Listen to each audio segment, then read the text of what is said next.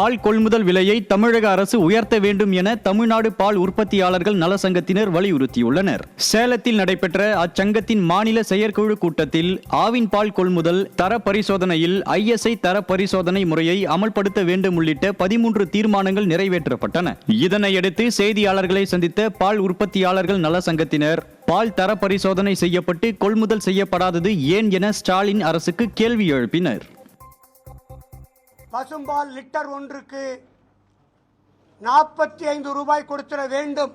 தமிழகத்தில் எங்காவது பால் தர பரிசோதனை செய்யப்பட்டு கொள்முதல் செய்யப்படுவதாக தமிழக அரசு அறிவிக்க தயாரா? உங்க கட்டுப்பாட்டில் தான் இருக்குது. கன்சியூமர் நீங்க தான். திருவாரூர் மாவட்டம் மேலநத்தம் கிராமத்தில் உள்ள ஸ்ரீ விஸ்வநாதர் விசாலாட்சி முத்துமாரியம்மன் ஆலயத்தில் சுப்பிரமணிய சுவாமி வள்ளி தெய்வானை திருக்கல்யாணம் வெகு விமர்சையாக நடைபெற்றது.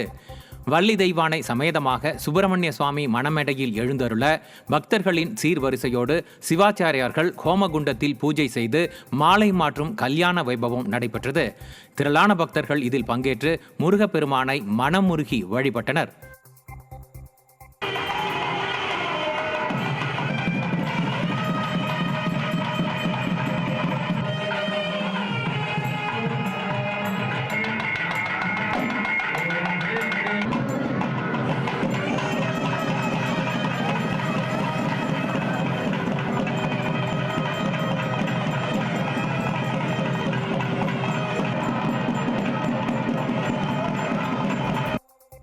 நாகை மாவட்டத்தில் CPCL நிறுவனம் கையகப்படுத்திய விவசாய நிலங்களுக்கான இழப்பீட்டுத் தொகையை உடனே வழங்கக் கோரி விவசாயிகள் ஆட்சியர் அலுவலகத்தை முற்றுகையிட்டனர்.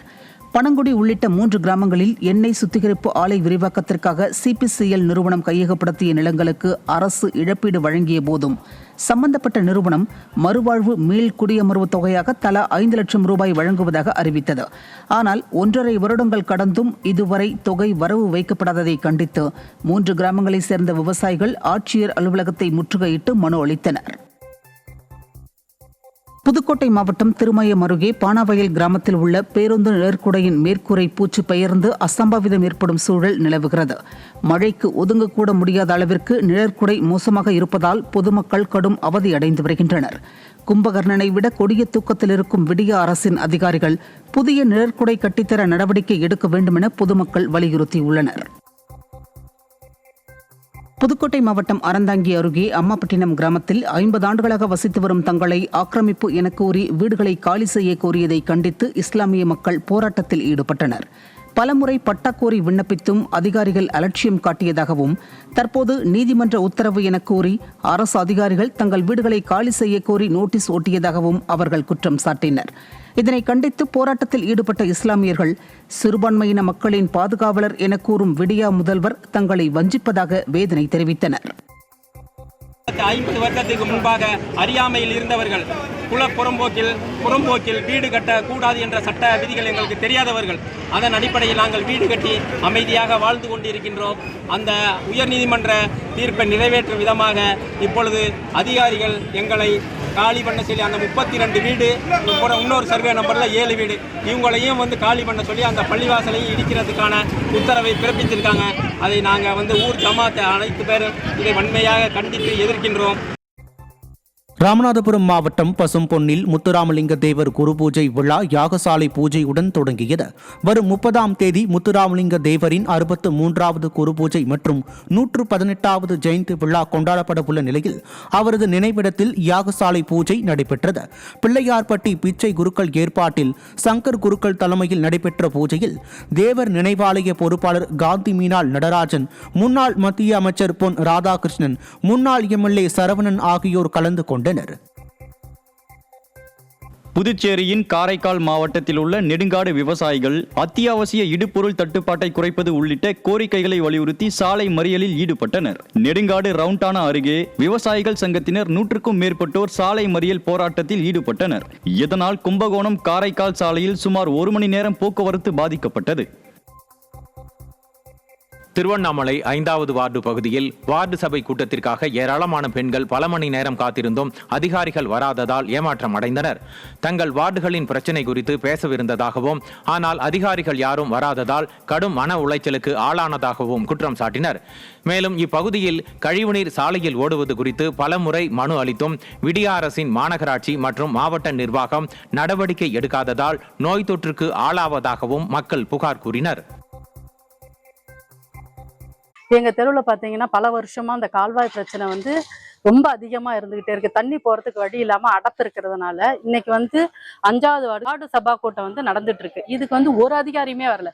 என்ன காரணம்னு பார்த்தீங்கன்னா இந்த கால்வாய் பிரச்சனை இருக்கிறதுனால இந்த இடத்துக்கு ஒரு ஆஃபீஸர்ஸ் கூட இங்கே வரவே இல்லை. என்னன்னு கேட்குது. ஆனால் இங்கே குறை தீர்வு கூட்டம்னு சொல்லிட்டு ஒரு பந்தல் போட்டு நீங்கள் வாங்கன்னு சொல்லி அனௌன்ஸ் பண்ணியிருந்தாங்க. நாங்களாம் உட்காந்துட்டு இருக்கோம். ஒருத்தர் எங்கள் குறைய கேட்கறதுக்கு எங்கள் ஆள் கிடையாது. கடலூர் மாவட்டம் விருத்தாச்சலம் அரசு மருத்துவமனைக்கு செல்லும் சாலை குண்டும் குழியுமாக உள்ளதால் பலரும் கடும் அவதியடைந்து வருகின்றனர். மருத்துவமனை நுழைவாயிலில் புதிதாக கட்டிடப்பணி நடைபெறுவதால் அவசர ஊர்தி மற்றும் நோயாளிகளை அழைத்துச் செல்ல பின்புறம் உள்ள சாலை பயன்படுத்தப்படுகிறது. ஆனால் அந்த சாலை குண்டும் குழியுமாக உள்ளதால் வாகனங்கள் பயணிக்க சிரமம் ஏற்பட்டு ஓட்டுநர்களும் நோயாளிகளும் பாதிக்கப்படுகின்றனர். இதனால் போலி விளம்பர ஸ்டாலின் அரசு மாவட்ட நிர்வாகம் தரமான சாலை அமைக்க கோரி பலரும் வலியுறுத்தினர். கறிக்கோழி வளர்ப்பை விவசாயம் சார்ந்த தொழிலாக அறிவிக்க கோரி கறிக்கோழி பண்ணை விவசாயிகள் ஒருங்கிணைப்பு சங்கத்தினர் தென்காசி ஆட்சியரிடம் மனு அளித்தனர். அச்சங்கத்தினர் மாநில செயலாளர் முகமது ரஃபீக் தலைமையில் கருப்பு சட்டை அணிந்து விடியா முதல்வரின் கவனத்திற்கு கொண்டு செல்லும் வகையில் ஆட்சியரிடம் மனு அளித்தனர். அப்போது கறிக்கோழி வளர்ப்பு தொழிலை விவசாயம் சார்ந்த தொழிலாக அறிவித்து அரசாணை வெளியிட வேண்டும், கறிக்கோழி வளர்ப்பு பண்ணைகளை கணக்கெடுத்து நலவாரியம் ஏற்படுத்த வேண்டும் உள்ளிட்ட 5 கோரிக்கைகளை வலியுறுத்தினர். தஞ்சாவூர் மாவட்டம் பாபநாசம் அருகே அன்னுக்குடி பாசன வாய்க்காலில் கழிவுநீர் கலப்பதால் கழிவுநீர் கால்வாயாக மாறி வருவதாக குற்றச்சாட்டு எழுந்துள்ளது. குடமுருட்டி ஆற்றின் மூலம் நீர் ஆதாரம் பெறும் அன்னுக்குடி பாசன வாய்க்காலை முறையாக தூர்வாராததால் தண்ணீர் செல்வது தடைப்பட்டு விவசாய நிலங்கள் தரிசு நிலங்களாக மாறி வருவதாக கூறப்படுகிறது. மேலும் வாய்க்காலின் பல இடங்களில் கழிவுநீர் கலப்பதால் கழிவுநீர் கால்வாயாக மாறி வருவதாக வேதனை தெரிவிக்கும் விவசாயிகள் மேடைக்கு மேடை டெல்டாக்காரன் என மார்த்தட்டும் ஸ்டாலின் உரிய நடவடிக்கை எடுக்க வேண்டும் என்று வலியுறுத்தியுள்ளனர். சென்னையில் தேங்கும் மழைநீரை அகற்றுவதற்காக வெளி மாவட்டங்களில் இருந்து வரவழைக்கப்பட்ட மோட்டார் பொருத்திய டிராக்டர்கள் பொது இடங்களில் காட்சி பொருளாக நிறுத்தி வைக்கப்பட்டுள்ளன. வடகிழக்கு பருவமழையின் தீவிரம் நாளுக்கு நாள் அதிகரித்து வரும் நிலையில் வெளி மாவட்டங்களில் இருந்து குறைந்த அளவிலான மோட்டார் பொருத்திய டிராக்டர்களை சென்னைக்கு வரவழைக்கப்பட்டன. அந்த வாகனங்களையும் இயக்க போதிய பணியாளர்கள் இல்லாமல் பொது இடங்களில் காட்சி பொருளாக நிறுத்தி வைக்கப்பட்டுள்ளது. சென்னையை தண்ணீரில் தத்தளிக்க விடாமல் விடிய அரசின் மாநகராட்சி நிர்வாகம் இனியாவது விழித்துக் கொண்டு முன்னெச்சரிக்கை நடவடிக்கை எடுக்குமா என மக்கள் கேள்வி எழுப்புகின்றனர்.